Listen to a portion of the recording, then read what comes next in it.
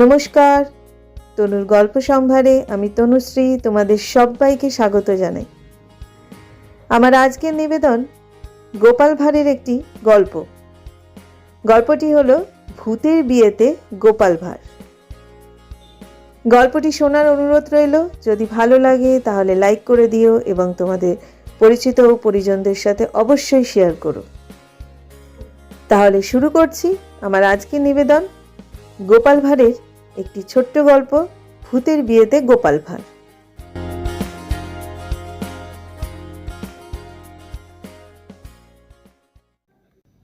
জ্যৈষ্ঠ মাস, যেমন গরম পড়েছে তেমনি বিয়েরও হিড়িক পড়েছে।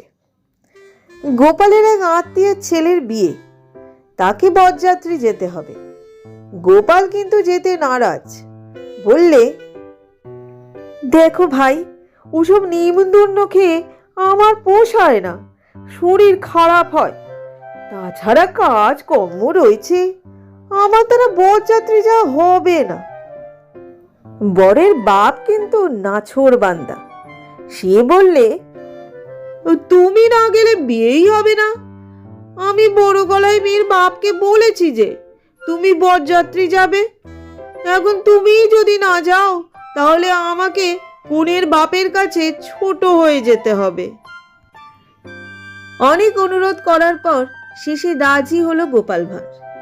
বিয়ের দিন বিকালে সাজগোজ করে গোপাল বরযাত্রী হয়ে রওনা হলো বরের সঙ্গে। গ্রামের মধ্যে গোপালের খুব মান সম্মান ছিল, তাই অন্যান্য বরযাত্রীদের মধ্যে তাকেই সবাই মাতব্বর বলে মেনে নিল। গোপালের গ্রাম থেকে বিয়ে বাড়িটা মাত্র 3 ক্রোশ দূরে। যথাসময় বর গিয়ে পৌঁছলো মেয়ের বাড়িতে। মেয়ের বাবা যথাসাধ্য খাতির অভ্যর্থনা করলো বরযাত্রীদের। বিশেষ করে গোপালকে বেশি খাতির করতে লাগলো সবাই, কারণ গোপাল হলো মহারাজ কৃষ্ণচন্দ্রের বয়স্য। তাঁর রাজসভায় কত সম্মান গোপালের, এ তো আর জাতা লোক নয়। কাজেই সবাই গোপালের খাতির যত্ন করতে ব্যস্ত হয়ে পড়ল। নির্দিষ্ট সময় শুভ লগ্নে বিয়ে হয়ে গেল। তারপর আহারাদি শেষ হতে হতে একটু রাত্রি হয়ে গেল। এবার শোবার পালা। অধিকাংশ বরযাত্রী খাওয়া দাওয়া শেষ করেই রওনা হলো বাড়ির দিকে। গোপাল কিন্তু চব্য-চস্য লেজ্জ পেয় খেয়ে পেটটাকে একেবারে জয়ঢাক করে তুলেছিল। কাজেই তার আর নড়বার ক্ষমতা ছিল না। সে কি করবে মনে মনে চিন্তা করতে লাগলো।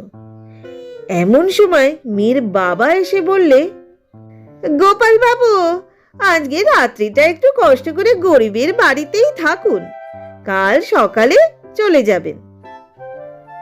গোপালের থাকার ইচ্ছা ছিল 16 আনা, কিন্তু মুখে তা প্রকাশ না করে বললে, না না, তা কি হয়, বাড়িতে আমার বিশেষ কাজ আছে। মেয়ের বাবা বললে, কাল সকালে উঠেই চলে যাবেন। গরিবের বাড়িতে যখন পায়ে ধুলো দিয়েছেন, আজকে রাতেরটুকু থেকেই যান। গোপাল তখন বললে, আচ্ছা তাই হবে। এত করে যখন বলছেন তখন রাতেরটুকু কাটিয়েই যাই। মেয়ের বাবা গোপালের সম্মতি পেয়ে খুশি হয়ে ভজা ভজা বলে চাকরকে ডাকতে লাগলো। ভজা আসতেই মেয়ের বাবা বললে, শিগগির গোপাল বাবুর তামাক সেজে নিয়ে আয় আর 2 কিলি পান দিয়ে যা। কর্তার হুকুমে সঙ্গে সঙ্গে ভজা একটা রেকাবিতে 2 কিলি পান আর গড়গড়ায় তামাক সেজে দিয়ে গেল। গোপাল তখন আরাম করে বসে পান চিবোতে চিবোতে গড়গড়া টানতে লাগলো। তারপর এক মুখ ধোঁয়া ছেড়ে মেয়ের বাবাকে বললে, আমি কিন্তু বাপু এই গরমে ঘরে শুতে পারবো না, আর কারোর সঙ্গে শুতে পারবো না। আমাকে তোমাদের বাইরের দালানে একটা বিছানা করে দাও। গোপালের হুকুম মতো মেয়ের বাবা তাদের বাইরের বাড়ির দালানে রাস্তার ধারে একটি খাটিয়া পেতে বিছানা করে দিল। গোপাল তখন খালি গায়ে ভুঁড়ি বার করে আরাম করে গড়গড় টানতে লাগলো।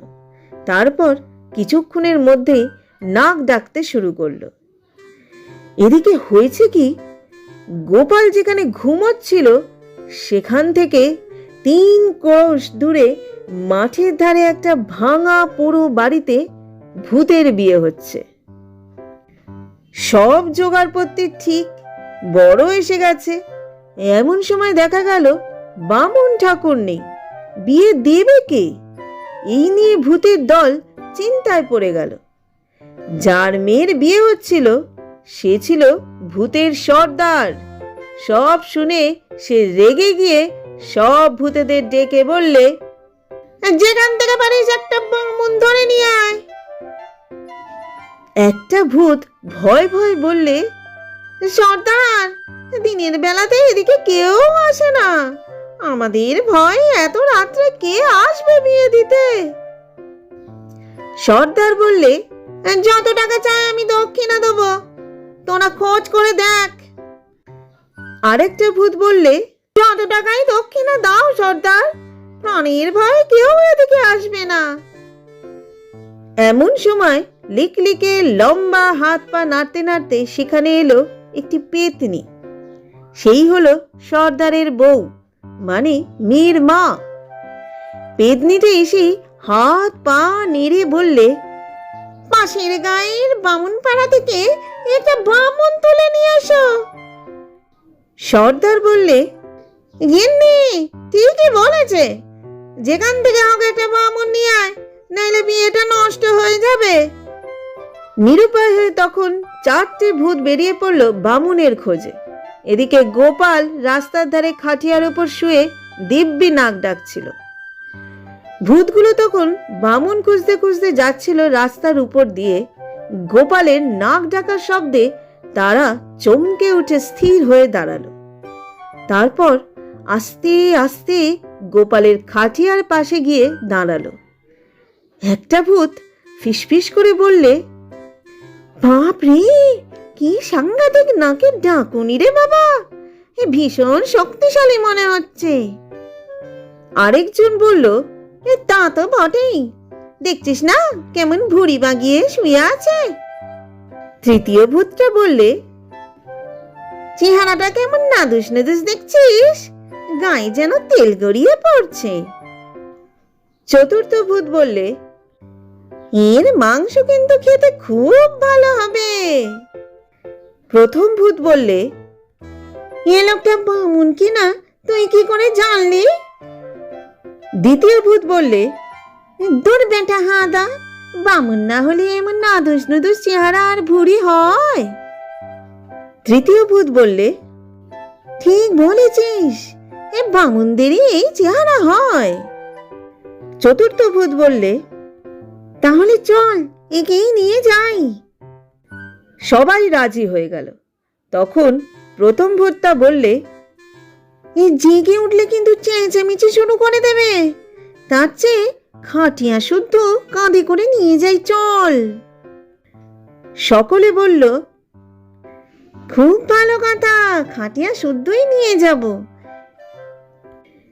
এই বলে 4 জনে খাটিয়া শুদ্ধ গোপালকে কাঁধে করে হাওয়ার বেগে এসে হাজির হলো তাদের বিয়ে বাড়িতে। সঙ্গে সঙ্গে পোঁ পোঁ করে শাঁখ বেজে উঠল। শাঁখের আওয়াজে ঘুম ভেঙে গেল গোপালের। সে ধর্মর করে উঠল, উঠে বসে চারিদিকে চেয়ে দেখে অবাক হলো খুব, এবং সেই সঙ্গে ভয়ও হলো তার। গোপাল দেখলে তার চারপাশে কালো কালো কতগুলো লোক দাঁড়িয়ে আছে। সারা দেহ কাপড়ে ঢাকা, মুখও দেখা যাচ্ছে না। সবাই কেমন যেন আবঝা আবঝা, কিছুই ভালোভাবে দেখা যাচ্ছে না। হঠাৎ লোকগুলোর মধ্যে একজন না কিশোরে বললে, এই বাড়ির মধ্যে খবর দে, বামুন এসে গেছে। বাড়ির মধ্যে খবর দিতেই হি হি করে হাসতে হাসতে কতকগুলো মেয়ে এসে হাজির হলো সেখানে। তার মধ্যে একটা মেয়ে খোনা গলায় বললে, চলুন বামুন ঠাকুর, বিয়ের সময় হয়েছে। তাদের গলার আওয়াজ শুনে আর আবভাব দেখে গোপাল বুঝলে এরা মানুষ নয়, প্রেতাত্মা। খুব ভয় পেয়ে গেল সে। কিন্তু গোপাল ঘাবড়াবার ছেলে নয়। সে সাহসে ভর করে বললে, দেখো, রাস্তা দিয়ে যখন তোমার লোকেরা আমাকে নিয়ে আসছিল তখন পৈতেটা কোথায় পড়ে গেছে। এই কথা শুনে একজন এগিয়ে এসে বললে, তাতে কি হয়েছে ঠাকুর মশাই, আমরা পৈতা এনে দিচ্ছি, আপনি তৈরি করে নিন। গোপাল দেখলে কোনো উপায় নেই, আজ আর পৈতৃক প্রাণ নিয়ে বাড়ি ফিরে যেতে হবে না। হায় হায়, কি ঠকুমারি করতে বিয়ে দিতে এসেছিলুম রে বাবা, যদি প্রাণ নিয়ে ফিরতে পারি আর কখনো বিয়ে দিতে আসছি না। গোপালকে ইতস্তত করতে দেখে সর্দার ভূতটা হেরে গলায় বললে, কি ভাবছেন ঠাকুর মশাই, আমরা আপনার উচিত মতো দক্ষিণা দেব। গোপাল মনে মনে ভাবতে লাগলো, যা দক্ষিণা পাচ্ছি এতেই যথেষ্ট। এখন কোন রকমে প্রাণটা নিয়ে বাড়ি ফিরতে পারলে বাঁচি। একটা মেয়ে বলে উঠল খোনা গলায়, কি হলো ঠাকুর মশাই, চলুন। গোপাল বললে, হে বাবা, চলো, যাচ্ছি। এই বলে বাড়ির ভিতর গিয়ে দেখে তো অবাক। বিয়ের জোগাড় সব মানুষের মতোই তৈরি। বরণডালা, ছাদনাতলা, ফুলের মালা সব জোগাড়, কিন্তু আলো খুবই কম। কেমন যেন একটা আবছা অন্ধকার, কিছুই স্পষ্ট দেখা যাচ্ছে না। গোপাল দেখলে প্রাণ বাঁচাতে গেলে এরা যা বলছে তাই করতে হবে, তা না হলে হয়তো মোটাক করে ঘাড় মটকে দেবে। এই ভেবে সে সুতো দিয়ে একটা পৈতে তৈরি করে গলায় ঝুলিয়ে বসে গেল বিয়ে দিতে। ঠিক ঠিক মতো কন্যা সম্প্রদান করালে, হস্তবন্ধনী, মালা বদল করালে। মন্ত্র তো জানে না, কেবল অং ভং করে সারল। বিয়ে হয়ে গেল, শাঁখ বেঁচে উঠল পোঁ পোঁ করে। গোপাল তখন পালাতে পারলে বাঁচে, তাই সে বললে, এবার আমায় দয়া করে ছেড়ে দাও বাবা। সর্দার ভূত বললে, তাকে হয় ঠাকুর মশাই, খাওয়া দাওয়া সেরে তারপর যাবেন। গোপাল তখন তাড়াতাড়ি বললে, আমি হলুম সাত্ত্বিক ব্রাহ্মণ, কারোর বাড়িতে জল গ্রহণ করি না, অতএব আমাকে ছেড়ে দাও। তাহলে আপনার দক্ষিণাটা নিন। এই বলে একটা ছোট থলে গোপালকে দিয়ে বললে, এতে 500 টাকা আছে, আর এই সোনার আংটিটা আপনি হাতে পরবেন। আমাদের কথা তাহলে মনে থাকবে। গোপাল মনে মনে ভাবলে, খুব মনে থাকবে বাবা, হরে হরে মনে থাকবে, একবার পালাতে পারলে বাঁচি। তারপর প্রকাশ্যে বললে, আচ্ছা বাবা, তাহলে আমি চলি। সর্দার ভূত বললে, কি করে যাবেন ঠাকুর মশাই? গোপাল ভয় পেয়ে বললে, কেন? সামনে জলের ধারে শেওড়া গাছে একটা শাঁকচুন্নি আছে, ওটা খুব পাজি, আপনাকে দেখলেই ঘাড় মটকাবে। গোপাল ভয় কাঁপতে কাঁপতে বললে, তাহলে উপায়? ভয় নেই ঠাকুর মশাই, আমরা আপনাকে পৌঁছে দিচ্ছি। এই বলে সেই 4 জনকে ডেকে সর্দার ভূত হুকুম দিলে, যা, ঠাকুর মশাইকে ভোর আবার আগে যেখান থেকে এনেছিস সেখানে রেখে আয়।